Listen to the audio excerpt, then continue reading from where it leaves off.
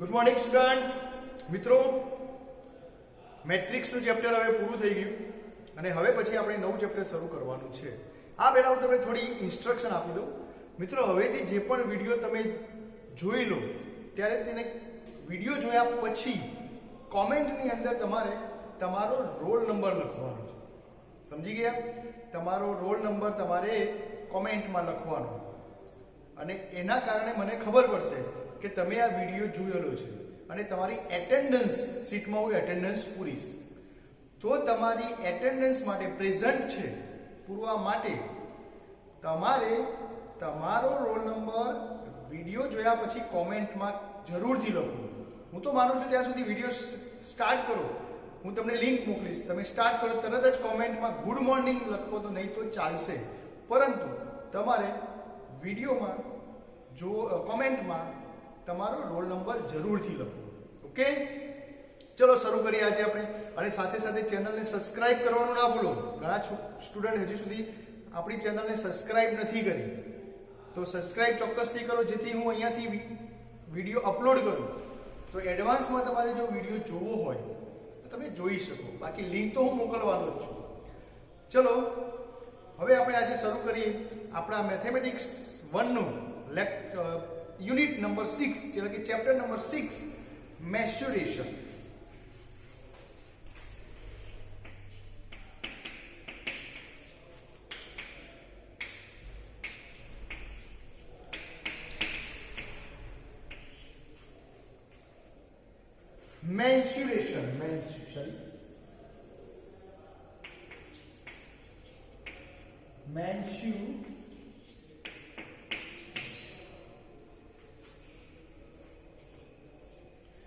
હવે શું થાય આમાં? ચેપ્ટરનું નામ સાંભળીને આપણને ઇંગ્લિશમાં એવું લાગે કે આમાં શું આવશે? મિત્રો, આની અંદર આનું બીજું નામ પણ બાજુમાં લખું છું, તમને ખબર પડી જશે.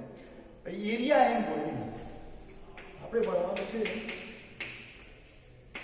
એરિયા એન્ડ વોલ્યુમ આ ચેપ્ટર ઓલરેડી તમે તમારા અત્યાર સુધીના જે સ્ટાન્ડર્ડ છે 8, 9, 10 માં તમે ભણીને આવ્યા છો, પણ ફોર્મ્યુલા અત્યારે તમને યાદ નહીં, તમે ફોર્મ્યુલા ભૂલી ગયા હશો મિત્રો. તો આજે હું તમને આ ફોર્મ્યુલાઓ યાદ કરાવીશ અને એના રિલેટેડ એક્ઝામ્પલ આપણે નેક્સ્ટ લેક્ચરમાં જોઈશું. તો શરૂઆત કરીએ આપણે. જુદા જુદા જે આપણા ગુજરાતીનું નામ કહીશું અને ગુજરાતીમાં આપણે કહીશું ક્ષેત્રફળ. એરિયા એટલે ક્ષેત્રફળ એન્ડ વોલ્યુમ એટલે ઘનફળ. તો અત્યાર સુધી આપણે ઘણા બધા ક્ષેત્રફળના અને ઘનફળના એક્ઝામ્પલ સોલ્વ કરેલા છે. તો આજે આપણે એની ફોર્મ્યુલા યાદ કરી લઈએ, કારણ કે ફોર્મ્યુલા બધા ભૂલી ગયા છે. તો હું લખાવું છું, તમે એક લિસ્ટ બનાવજો નોટમાં, જેથી તમે પણ યાદ કરી શકો, ફરીથી પણ યાદ કરી શકો. બરાબર? વિડીયો ફરીથી જોવો ના પડે તો સાથે સાથે લિસ્ટ બનાવજો. ચલો નોટ, કોપી પેન લઈ લો, એટલે કે નોટ અને પેન લઈ લો અને એમાં નોટ્સ કરો સાથે સાથે. મિત્રો, શરૂ કરીએ એના પહેલા આપણે જુદા જુદા જે જીઓમેટ્રિકલ જે શેપ છે, એટલે કે ભૌમિતિક આકારો છે, એને આપણે પહેલા બે ભાગમાં વહેંચી દઈએ. એક છે 2D શેપ અને બીજો છે 3D શેપ.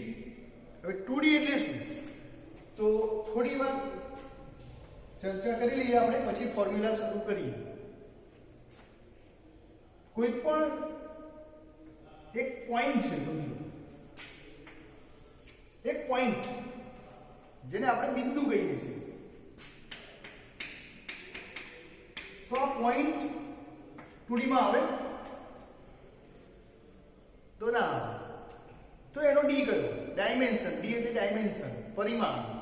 તમારે એને મેજર કરવું હોય તો શાની જરૂર પડે? સ્કેલની જરૂર પડે?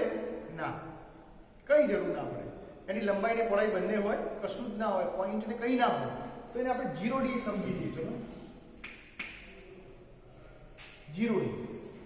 પછી આ અસંખ્ય પોઈન્ટો ભેગા થાય, એક કરતા વધારે પોઈન્ટ આપણે ભેગા કરીએ. દેખાય એટલા માટે હું પોઈન્ટને ડાર્ક કરું છું અને એને જોડી દઉં. બધા પોઈન્ટ નજીક નજીક છે એવું વિચાર્યું, બધા એકબીજાના ક્લોઝ છે.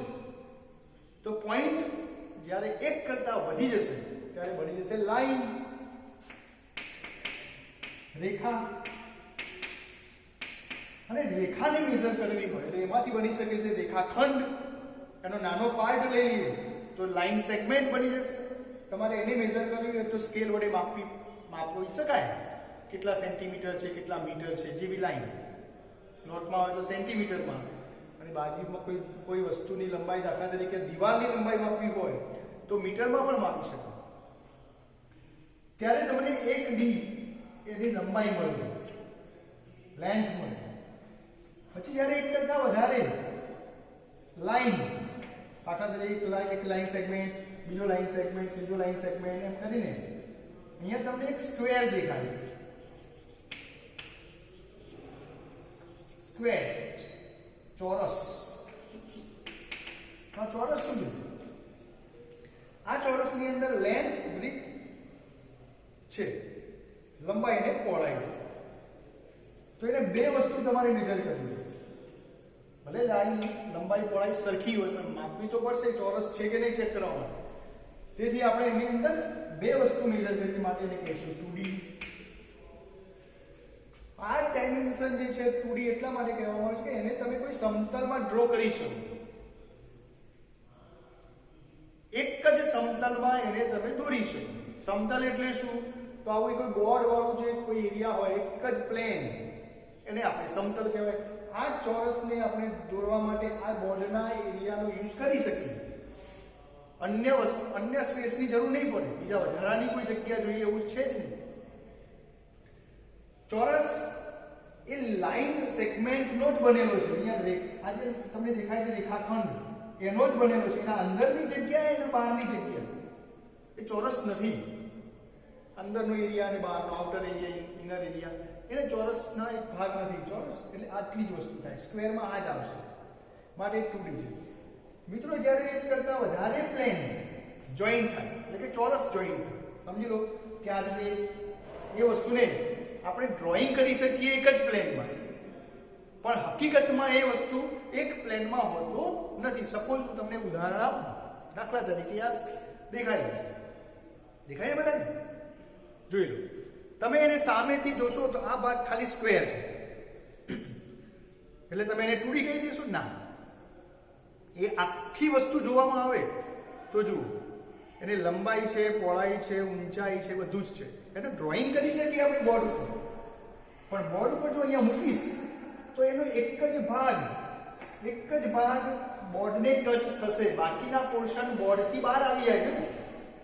જો બોર્ડ ઉપર મૂકીએ તો એનો જે આ ભાગ છે એ જ ભાગ અહીંયા બોર્ડ સાથે ટચ થાય છે, બાકીનો પોર્શન તો બોર્ડથી બહાર આવે છે.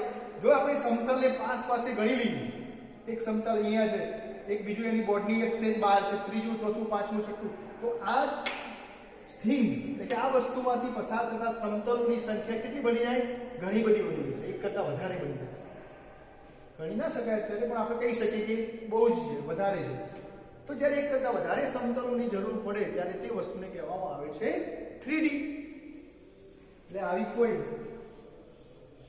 થિંગ્સ લઈએ આપણે. સપોઝ આ રીતે હું એને ડ્રોઈંગ કરી શકું સમતલમાં. સમઘન છે ભાઈ, સમઘન અથવા લંબઘન. જો એની લંબાઈ પહોળાઈ ઊંચાઈ સરખી હોય તો એને આપણે ક્યુબ એટલે સમઘન કહીશું, અને બાકી તો એ ક્યુબોઇડ લંબઘન કહીશું. તો આ વાત થઈ 3D. હવે આજે આપણે સમજવાનું છે એરિયા અને વોલ્યુમ. તો એની અંદર આપણે બે ભાગ પાડીએ, 2D અને 3D શેપ જુદા જુદા. 1D આપણે નથી, લાઈનની ખાલી લેન્થ જ હોય, એ આજે આપણે તૈયાર કરવાનું નથી, બધું ભણી ગયા છે, આવડે છે, એટલે એમાં જવાની જરૂર નથી. તો આપણો આ પોર્શન જે છે ભણવાનું, એ જુદા જુદા જે 2D શેપ છે, આ 2D શેપ એના ક્ષેત્રફળ શોધવાના છે. અહીંયા વાત કરીએ આપણે ક્ષેત્રફળ અને ઘનફળની. તો મિત્રો ક્ષેત્રફળ ફક્ત ને ફક્ત અહીંયા તમારે શોધવું હોય તો તમે આ લાઈનનો યુઝ કરી શકો. અહીંયા તમને ક્ષેત્રફળ એટલે અંદરની જગ્યા બતાવે છે. આ જે અંદરનો સ્પેસ જેટલો છે એનું માપ, એનું મેઝરમેન્ટ શોધવા માટેનો જે વર્ડ છે એને કહેવામાં આવે છે ક્ષેત્રફળ, એરિયા. બરાબર? આ 2D શેપનું ક્ષેત્રફળ મળી ગયું. હવે કોઈ એવું કે સાહેબ મારે આ ચોરસનું ઘનફળ શોધવું છે તો ના શોધાય. ચોરસને ઘનફળ ના હોય. ચોરસ એક કરતા વધારે ચોરસ કે લંબચોરસ ભેગા થઈને કોઈ ક્યુબ કે ક્યુબોઇડ બનાવે તો એને ઘનફળ હોય. તો આજે આપણે ફાઇનલ કરીએ 2D શેપને ફક્ત ને ફક્ત ક્ષેત્રફળ હોય, એને ઘનફળ ના હોય. તો આપણે 2D શેપના એરિયાના ફોર્મ્યુલા આજે જોવાના છે. એના કોઈ વોલ્યુમના ફોર્મ્યુલા નથી. ઓકે, તો 3D શેપને શું હશે? તો મિત્રો 3D શેપને ચોરસ એક કરતા વધારે છે તો ચોરસ હોવાના કારણે એને ક્ષેત્રફળ પણ હોય. દાખલા તરીકે એનું ક્ષેત્રફળ થયું. કોઈ રૂમ છે તમારો, તમે કોઈ ક્લાસરૂમમાં કે તમારા ઘરના કોઈ એક ડ્રોઈંગ રૂમમાં બેઠા છો કે પછી બેડરૂમમાં છો, તો બેડરૂમની 6 દિવાલો થશે. આમે આપણે છત અને સીલિંગને પણ જો આપણે જે છે આપણી છત અને જે આપણું ફ્લોરિંગ છે એને જો દિવાલ તરીકે માની લઈએ તો ટોટલ 6 દિવાલો થશે. તો આ 6 દિવાલો જે ખરી એના જે પેઇન્ટ કરીએ આપણે એરિયા, પેઇન્ટ એટલે કલર વાળો જે ભાગ છે જે ટચ કરીએ છીએ આપણે એ ક્ષેત્રફળમાં આવી જશે એ ભાગ. પરંતુ જે અંદરની હવા છે, આપણે બેઠા છીએ, આપણે ફરીએ છીએ, સ્પેસ છે અંદરની, એ વોલ્યુમમાં આવશે, ઘનફળમાં આવશે. તો અંદરનો જેટલો ભાગ જગ્યા રોકાય છે, જેટલો સ્પેસ તમને મળે છે એ તમારું વોલ્યુમ થશે. અને જે પેઇન્ટ એરિયા છે, દિવાલનો પેઇન્ટિંગ વાળો પોર્શન, જ્યાં તમે ખાલી દિવાલ ઉપર કલર કરો છો એટલો જ ભાગ, એટલે 6 દિવાલો થશે ઉપર નીચે અને ફ્લોરિંગ સાથે. ફ્લોરિંગને આપણે પણ દિવાલ તરીકે માની લઈએ તો ટોટલ પ્લેન કેટલા થયા, કેટલા સ્ક્વેર થયા? 6. તો આ વસ્તુનો જે પોર્શન, જે નીચેનો તળિયાવાળો ભાગ છે, જે તમે ટચ કરી શકો છો, અહીંયા હવા છે, તો આ ભાગ ઘનફળમાં જશે અને આ ભાગ જે છે એ ક્ષેત્રફળમાં જશે. તો એ દિવાલ જે ખરી એનામાંથી તમે ક્ષેત્રફળ અને ઘનફળ બંને શોધી શકો. માટે 3D શેપને બંને હશે, ઘનફળ પણ હશે અને એટલે કે વોલ્યુમ પણ શોધી શકાય અને એરિયા પણ શોધી શકાય. જ્યારે 2D શેપમાં ઓનલી એરિયા શોધી શકાય. આ મગજમાં બેસી ગયું બધાને? હવે તમારે સમજવાનું રહેશે કે કયા 2D શેપ છે ને કયા 3D શેપ છે. તો મેં તમને એક શેપ તો બતાવ્યો હતો, જોઈ લઈએ, આપણે બધાને આવડે જ છે. એકવાર હું જોઈ લઉં વિડીયો ચાલુ છે કે નહીં.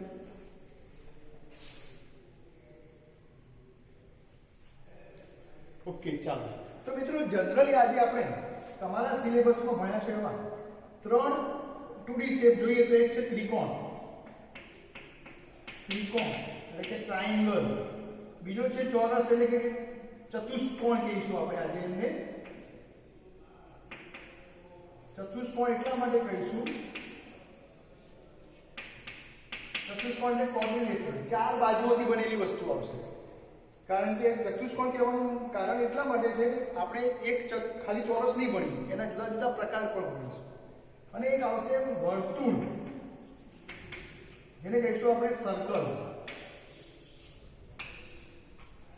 કાર્ટૂનમાં જોયું ને આ બધા શેપ, એ બધા આવડે જ છે બધાને. હું છું સ્ક્વેર, એ બધું તમે કાર્ટૂનમાં જોતા હશો, નાના છોકરાઓ હોય, ઘરમાં કોઈ નાનું હોય તો તમે જોયું હશે. આ બધા શેપ છે. હું છે 2D શેપ, હું છું 3D શેપ. આ કાર્ટૂન પણ અત્યારે આવે. અને 3D શેપમાં આપણે ભણીશું તો કહેશે કયા શેપ ભણીશું? તો સ્ક્વેર ભેગા થઈને શું બનાવે મિત્રો? સમઘન,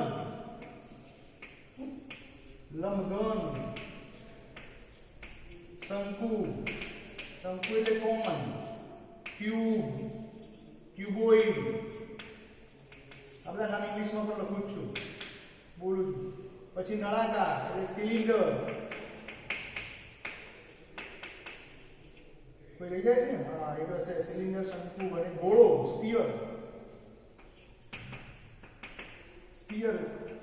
બોલ.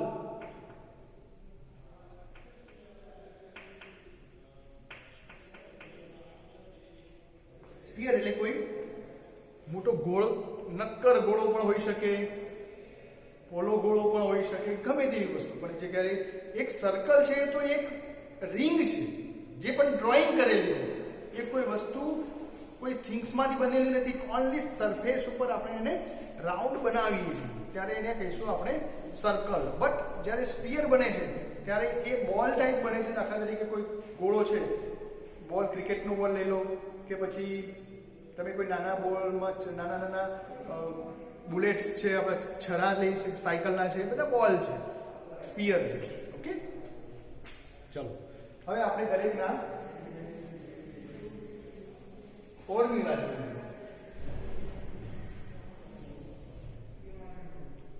તો આજે આપણે 3D શેપની અંદર શરૂ કરીએ. તો પહેલું છે ત્રિકોણની ફોર્મ્યુલા, ક્ષેત્રફળ શોધવાનું.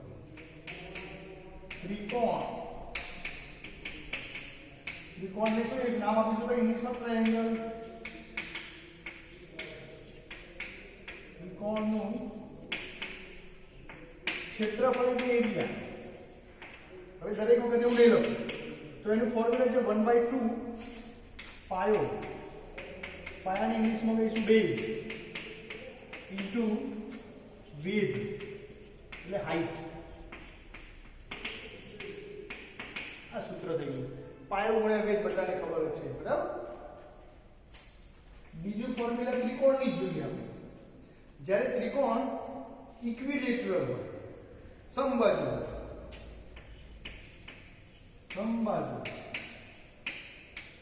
ત્રિકોણ એટલે ઇક્વિલેટરલ.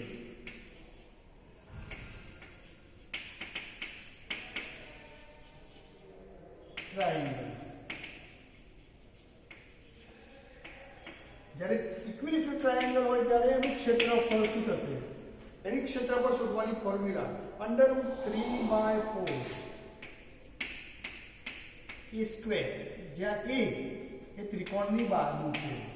a બરાબર ત્રિકોણની બાજુનું માપ, સાઈડનું માપ છે, બરાબર, a સ્ક્વેર. ત્રીજી ફોર્મ્યુલા પણ ત્રિકોણની જ છે. અલગ અલગ ફોર્મ્યુલાઓ જે શોધાય છે એની વાત કરીએ તો હેરોન ફોર્મ્યુલા. હેરોન્સ ફોર્મ્યુલા.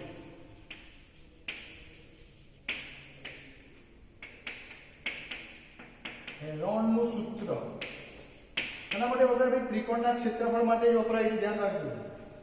તો ત્રિકોણના ક્ષેત્રફળ માટે હેરોનનું સૂત્ર શું કહે છે?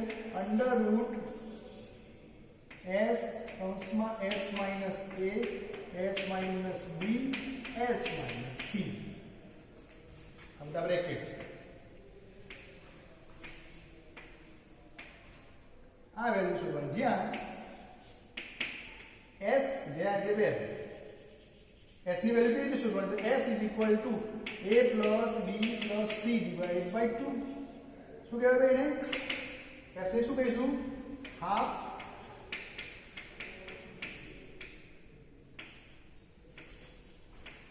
પેરીમેટ્રી. પરિમિતિ લખી દઈશું આપણે.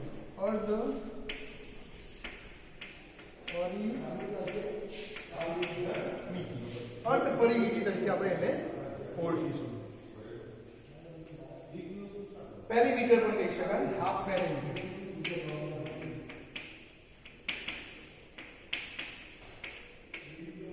s ની વેલ્યુ તમારે શોધવી હોય તો તમારે દરેક બાજુના માપ જે આપેલા છે, 3 બાજુ હોય ત્રિકોણની, ત્રણનો એડિશન કરીને બે વડે ભાગી દો તમને s મળી જાય. અને એ s અહીંયા લખવાનું, s - a એટલે પાછી એમાંથી બાજુ બાદ કરવાની s ની વેલ્યુમાંથી. આ રીતે તમને કહી શકો abc શું છે? ત્રિકોણની બાજુ.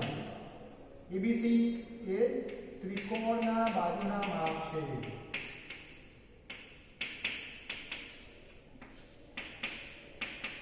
ત્રિકોણના બાજુના માપ છે. ઓકે, ચલો લખી લો.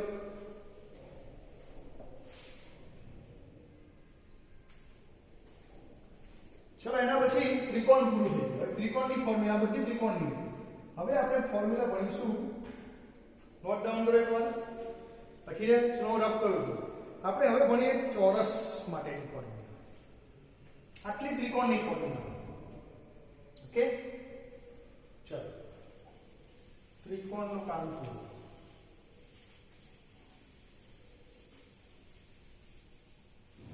હવે જોઈએ ચોરસ માટે. સ્ક્વેર. ચોરસ એટલે શબ્દ હું એટલા માટે આપણે યુઝ કરીએ, પણ એક પ્રકાર છે. એક્ચ્યુઅલી એને કહેવાય ક્વોડ્રિલેટરલ અથવા તો ચતુષ્કોણની ફોર્મ્યુલા. જુદા જુદા પ્રકારના ચતુષ્કોણ છે. તો પહેલો ચતુષ્કોણ આપણે ભણીશું આપણો સાદો ફેવરાઇટ બધા રોજ બોલીએ છીએ ચોરસ, ચોરસનું ક્ષેત્રફળ, ચોરસ, ચોરસને કહીશું આપણે સ્ક્વેર નું ક્ષેત્રફળ માટેની ફોર્મ્યુલા. એમાં લંબાઈ ગુણ્યા પહોળાઈ છે, બહુ સિમ્પલ છે. પણ મિત્રો l = b હોય, તમને ખબર હોય તો એને l = b હોય તો શું થઈ જાય? l² પણ કહેવાય. બરાબર? ચોરસમાં ચોરસમાં લંબાઈ અને પહોળાઈ બંને સરખી હોય. લંબચોરસ શું કહેવાય ને? રેક્ટેંગલ. તો રેક્ટેંગલ નું ક્ષેત્રફળ એમાં પણ લંબાઈ ગુણ્યા પહોળાઈ રહેશે. આમાં l² ના લખાય કારણ કે l અને b અલગ અલગ હોય છે. બરાબર? જ્યાં l ≠ b હોય. પછી આવશે લંબચોરસની સમાંતર બાજુ ચતુષ્કોણ. સમાંતર બાજુ ચતુષ્કોણ. સમાંતર બાજુ ચતુષ્કોણ નું ક્ષેત્રફળ બરાબર તમારે એને યાદ રાખવાનું છે પાયો ગુણ્યા ઊંચાઈ, જેને ઇંગ્લિશમાં કહીશું પેરાલેલોગ્રામ પણ કહી શકાય છે. પેરેલોગ્રામ.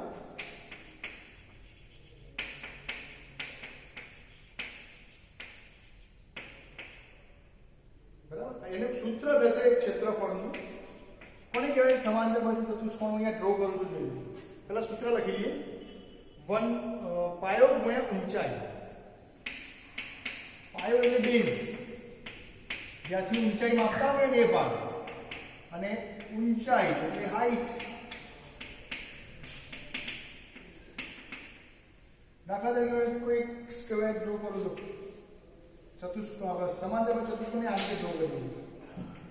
લંબચોરસના જેવો જ હોય છે પણ એના એંગલ 90 હોતા નથી. એક મિનિટ જરા વિડીયો જોઈ લઈએ.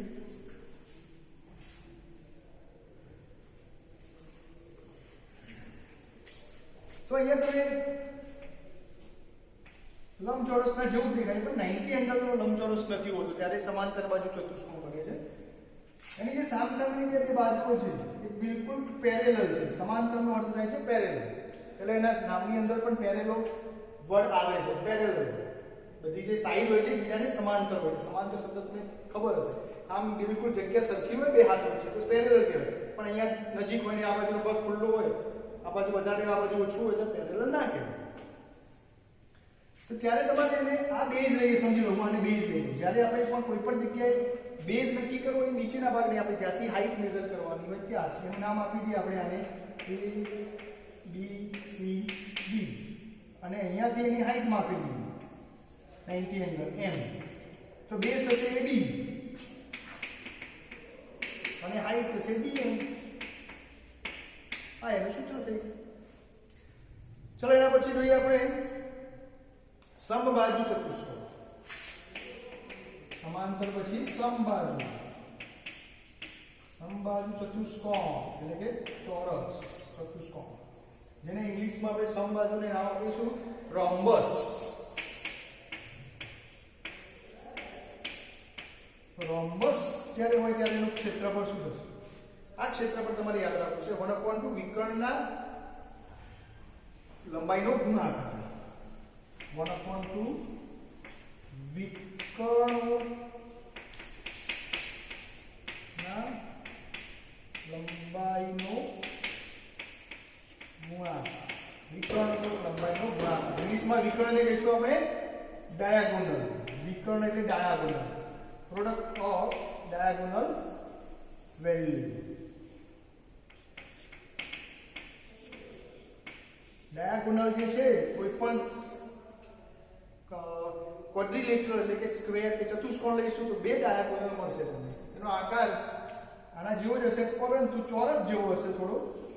પણ મિત્રો ચોરસ નહીં હોય કારણ કે એના એંગલ જે છે અહીંયા એ 90 એંગલ હોતા નથી, માટે એને સમબાજુ, દરેક બાજુ સરખી છે. અહીંયા એની જે લેન્થ છે બધામાં એ છે, અને આ એનો એક ડાયાગોનલ થશે, એક ડાયાગોનલ આ થશે. એટલે એની ફોર્મ્યુલા તમારે બીજી રીતે સમજવી હોય તો લખી શકો 1/2 AC into BD. બરાબર? વિકર્ણ ખ્યાલ આવી ગયો?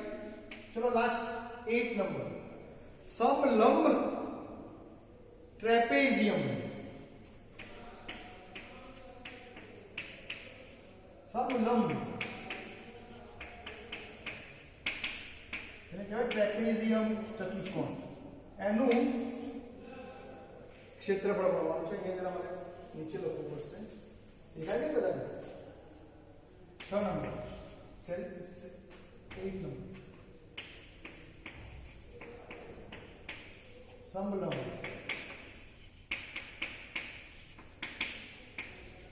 ટ્રેપેઝિયમ. ટ્રેપેઝિયમનું ક્ષેત્રફળ. આના ક્ષેત્રફળની ફોર્મ્યુલા થોડી ઓકવર્ડ છે, ધ્યાન આપજો. 1/2 સમાંતર બાજુના બાજુ જે ખરી એના માપનો સરવાળો, સમાંતર બાજુ જે ખરી બાજુના માપનો સરવાળો ઇન્ટુ સમાંતર બાજુ વચ્ચેનું અંતર.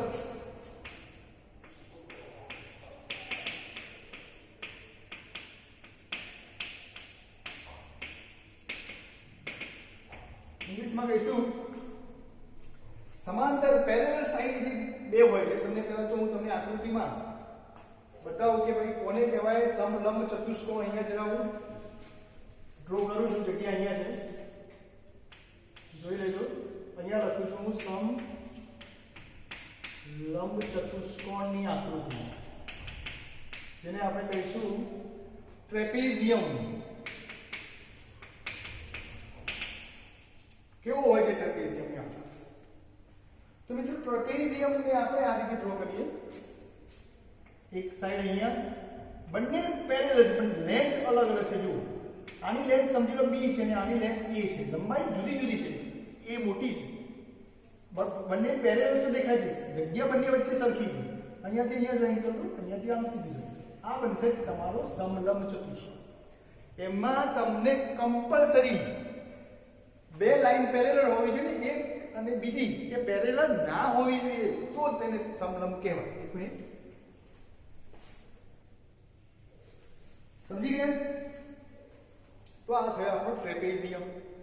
ઓકે, હવે એની અંદર આપણે કહી શકીએ, નામ આપીએ તો ABCD.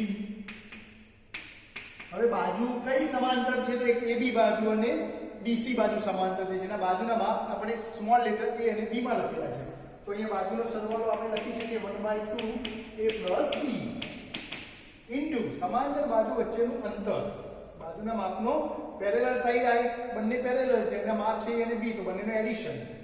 અને સમાંતર બાજુ વચ્ચેનું અંતર એટલે કે ડિસ્ટન્સ. બે જે બાજુ છે એનો ડિસ્ટન્સ ફાઇન્ડ કરવું હોય તો અહીંયા એક 90 એંગલ એક નોર્મલ ડ્રો કરવો પડે. તો આ જે અંતર છે આપણે એને અહીંયા DM કહી દઈએ અને એની ઊંચાઈને આપણે H લઈ દઈએ. તો અહીંયા તમે H લખી શકો, H. તો આ ટ્રેપેઝિયમની ફોર્મ્યુલા. મિત્રો આ રીતે આપણે કેટલા થયા ચોરસના 1 2 3 4 5 ફોર્મ્યુલા આપણે ક્વોડ્રિલેટરલ એટલે કે ચોરસ, લંબચોરસ, સમબાજુ, સમાંતર બાજુ અને સમલંબ ચતુષ્કોણની જોઈએ. હવે જોઈએ આપણે, લખી લો પહેલા ફટાફટ.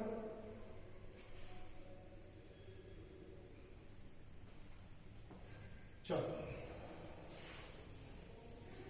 હવે લાસ્ટ શેપ બાકી રહ્યો. કયો બાકી રહ્યો? કમેન્ટ કરો. કયો શેપ બાકી રહ્યો? એક જ શેપ બાકી છે. કયો શેપ? 2D શેપ આપણે એક બાકી રહ્યો, જેનું નામ છે સર્કલ. Good, circle. ચલો સર્કલ જોઈએ. સર્કલ ની અંદર 3 જ ફોર્મ્યુલા તમારે ગણવાની છે. તો સર્કલ ની અંદર જોઈએ આપણે, નંબર આવે તો આપણો 8 પછી 9. વર્તુળ, સર્કલ,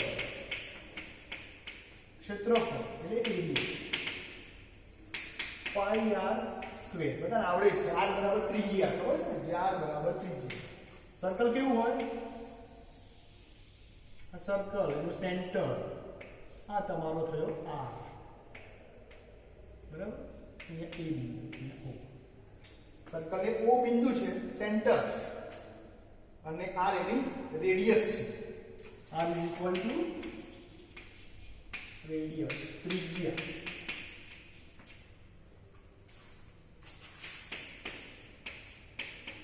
વર્તુળનો પરિઘ જેને કહેવાય સર્કમ્ફરન્સ.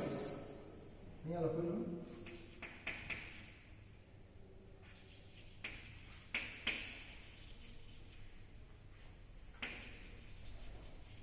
સર્કમ્ફરન્સ. તો